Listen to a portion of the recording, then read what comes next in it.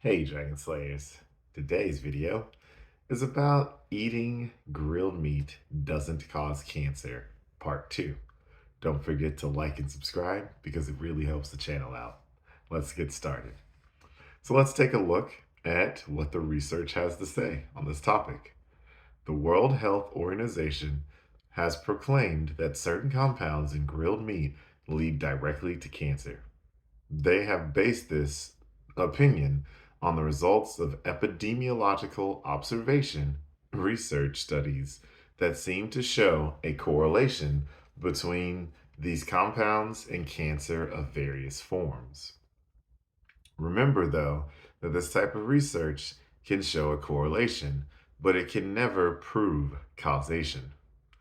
The studies show the slightest or only the slightest correlation between eating grilled meat and cancer risk, and the relative risk is very low, almost non-existent.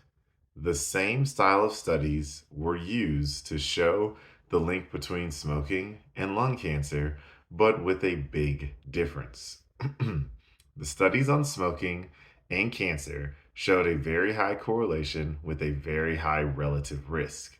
This means it is very, very likely that smoking increases lung cancer risk, even though the research doesn't prove the causation. The participants in the study had no other confounder in common that could explain the increased cancer incident in the smokers. The questionable compounds in grilled meat are acrylamides, heterocyclic amines, and polycyclic aromatic hydrocarbons, which are known as PAHs. And so, in rodent studies, these compounds from the grilled meat were highly correlated with cancer in mice and rats. These compounds from the grill were given to them with at really high dosages, which is a huge problem because the conclusions for humans is that humans have grilled meat over an open flame for hundreds of thousands of years, whereas rodents have not. And another issue is that the rodent's diet is different than a human's diet, and they also have a very different digestive system. There have been no randomized controlled trials in humans, and there aren't even any observational studies that come close to showing a strong correlation or causation between eating grilled meats in normal amounts and increased cancer risk.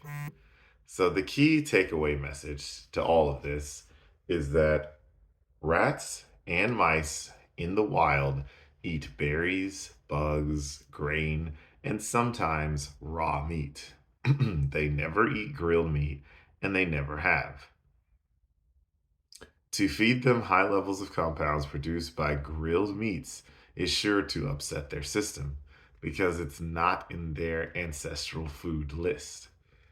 In the studies to determine a relationship between grilled meat and cancer, the rodents ate levels of these compounds thousands of times higher than even the most fervent human carnivore could even imagine eating. This obviously doesn't prove much, since before recorded history, humans have been grilling fresh meat over an open flame. It is part of our ancestral diet as far back as archaeology and anthropology can track. If you've ever tried to cook fresh meat over an open flame, even with the most modern grilling equipment, you know the impossibility of not charring at least some of the meat. Thus, it defies common sense to claim that humans should be afraid of grilled meats, even when they eat grilled meats on a daily basis.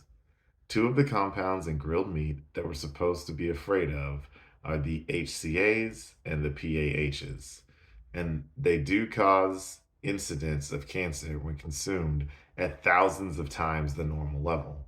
But that's the key information, thousands of times the normal level. So, in other words, you shouldn't eat more than 100 grilled ribeye steaks daily. Obviously, though, that's way beyond what anyone is ever going to consume. So that's what I've got for you guys today. Don't forget to like and subscribe because it really helps the channel out. And remember, guys, that together, you and I will slay the dreaded diabetes dragon.